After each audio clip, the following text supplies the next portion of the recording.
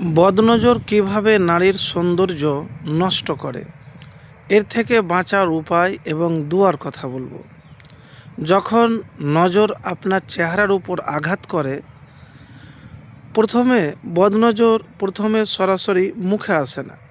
বদনজর শুরু হয় মুখের চারপাশের অদৃশ্য আভা বা প্রভাব থেকে। অত্যাধিক সুন্দর হওয়াও জরুরি নয়। কেউ যদি মনে মনে হিংসা বা বিরক্তি নিয়ে তাকায়, সেই দৃষ্টির প্রভাব ধীরে ধীরে এই আভায় আঘাত করে এবং হঠাৎ করেই ত্বকের উজ্জ্বলতা হারিয়ে যেতে পারে। 2. মুখের রক্ত সঞ্চালনে বাধা সৃষ্টি করে।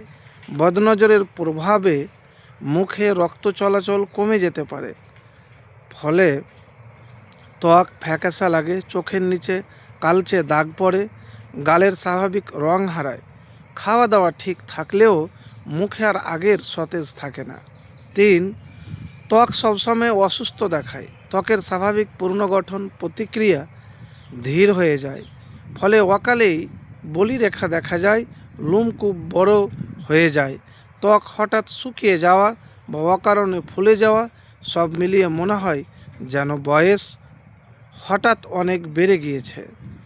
4. নারীত্বের স্বাভাবিক কোমলতা কমে যায়। চেহারার গঠন কিছুটা রুক্ষ মনে হতে পারে, কখনো স্বরে অস্বাভাবিকতা, কখনো অনাকাঙ্ক্ষিত স্থানে লোম গজানো।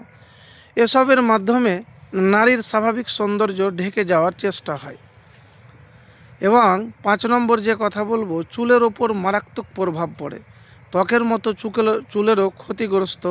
অতিরিক্ত চুল পড়া, ফাঁকা জায়গায় তৈরি হওয়া হঠাৎ রুক্ষতা, পরিষ্কার থাকা সত্ত্বেও অদ্ভুত গন্ধ যা নারীর গর্ভের জায়গায় ছিল, সেটা অস্বস্তির কারণ হয়ে দাঁড়ায়।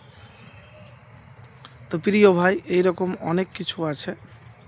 প্রিয় বোন, তো আমি এতটুকুন আপনাকে বলবো যে সকালে সন্ধ্যাতে সূরা ফাতিহা একবার, আয়াতুল কুরসি একবার, সূরা ইখলাস, সূরা নাস, সূরা ফালাক একবার, আর সূরা বাকারার শেষ আয়াত এটি পড়বেন।